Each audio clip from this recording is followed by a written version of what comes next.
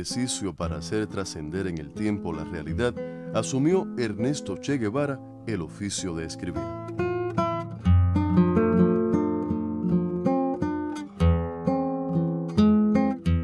Desde muy joven, sus diarios de viajes y las crónicas que elaboró a partir de ellos, así como otros artículos de carácter político e histórico-social, confirman cómo cultivó su vocación de escritor.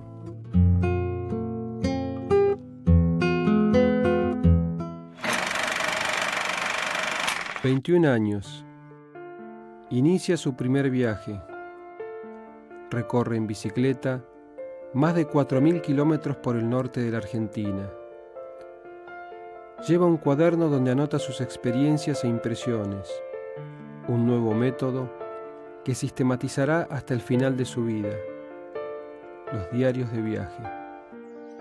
Me doy cuenta de que ha madurado en mí algo que hacía tiempo crecía dentro del bullicio ciudadano, y es el odio a la civilización. La burda imagen de gentes moviéndose como locos al compás de ese ruido tremendo se me ocurre como la antítesis odiosa de la paz, en la que el roce silencioso de las hojas forma una melodiosa música de fondo. Ernesto busca la soledad para pensar, para escribir.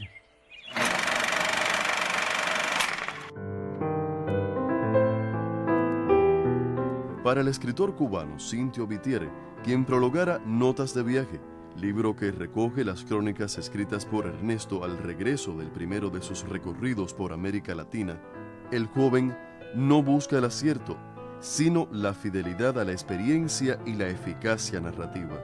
Logradas ambas, el acierto viene solo, se sitúa en su lugar imposesivo, no deslumbra ni estorba, contribuye. Aquí está formado ya, con escasos tanteos o vacilaciones, el estilo del Che, que los años únicamente pulirán como él pulió su voluntad con la delectación de un artista. Se trata, aclara Vitier, de una prosa de los ojos, de gran visualidad, dibujante hasta donde la vista alcanza.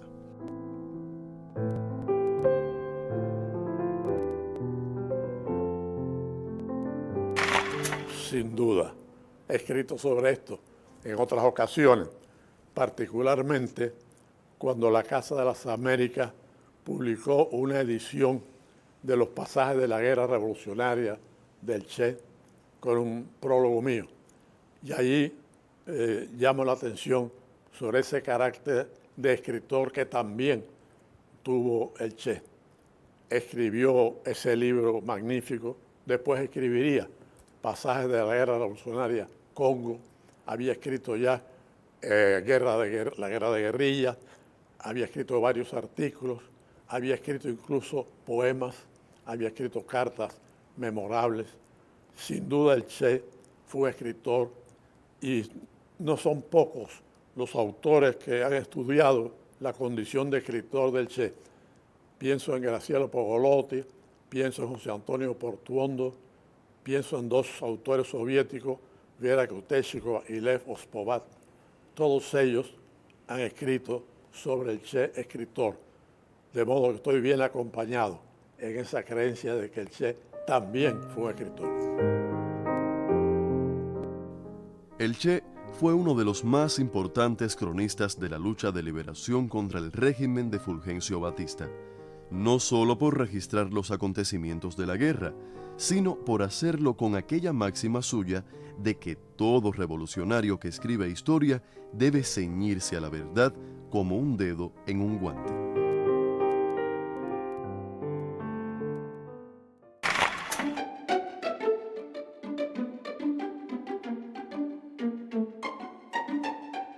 En medio de todas las tareas que tenía el Che, pues le dedicaba una parte importante a atender a la revista directamente. Escribía sus trabajos allí, desde que era tabloide, cuando he recorrido por los países del Pacto de Bandung, la columna esa, el francotirador, que la hacía él. En fin, siempre él estaba trabajando, realizando trabajos periodísticos y viendo e indicando, ¿no?, orientando el trabajo de la publicación.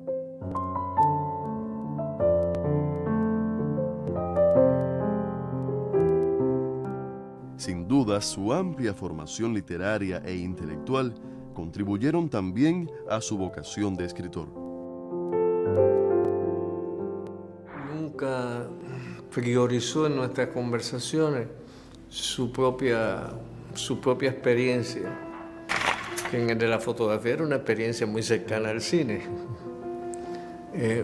No sé por qué, pero más bien las conversaciones que alcanzamos a tener que pudieran relacionarnos en este terreno, más allá de las otras tareas que teníamos, se volcaron siempre sobre la literatura.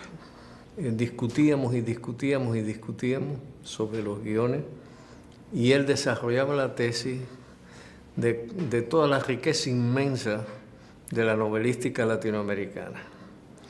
Pero no hablaba solo en abstracto, no, era novela por novela. Es decir, los valores que él encontraba que pudieran ser cinematográficos, yo no estaba de acuerdo con él.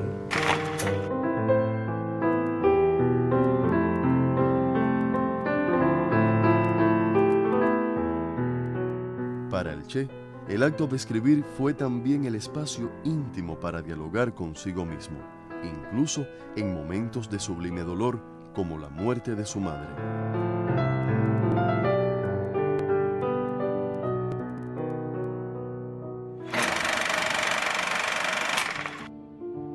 Me lo dijo como se deben decir estas cosas a un hombre fuerte. No me mintió preocupación o dolor, y traté de no mostrar ni lo uno ni lo otro. Fue tan simple. Le telefonearon avisándole que estaba muy grave. ¿Grave de muerte?, pregunté. Sí. Esperar era todo lo que cabía. Con la noticia oficial decidiría si tenía derecho o no a mostrar mi tristeza. Me inclinaba a creer que no. El sol mañanero golpeaba fuerte después de la lluvia. No había nada extraño en ello. Decían que el 20 de mayo dejaba de llover y hasta octubre no caía una gota. Decían, pero dicen tantas cosas que no son ciertas. La naturaleza se guiará por el calendario. No me importaba si la naturaleza se guiaba o no por el calendario. En general, podía decir que no me importaba nada de nada. Ni esa inactividad forzada, ni esta guerra idiota sin objetivos. Bueno, sin objetivo no, solo que estaba tan vago, tan diluido, que parecía inalcanzable, como un infierno surrealista donde el eterno castigo fuera el tedio. Y además me importaba, claro que me importaba. Tenía deseos de fumar y saqué la pipa. Estaba como siempre en mi bolsillo. En los caminos del humo se puede remontar a cualquier distancia. Es importante cuando se sueña a lo lejos, hacia un futuro cuyo único camino es el humo, o un pasado tan lejano que hay necesidad de usar el mismo sendero. El pañuelo de gasa me lo dio ella por si me herían en un brazo. Sería un cabestrillo amoroso. La dificultad estaba en usarlo si me partían el carapacho. En realidad, había una solución fácil, que me lo pusieran en la cabeza para aguantarme la quijada y me iría con él a la tumba, leal hasta en la muerte. Si quedaba tendido en un monte o me recogían los otros, no habría pañuelito de gasa. Me descompondría entre las hierbas o me exhibirían, y tal vez saldrían al live con una mirada agónica y desesperada, fija en el instante del supremo miedo, porque se tiene miedo, ¿a qué negarlo?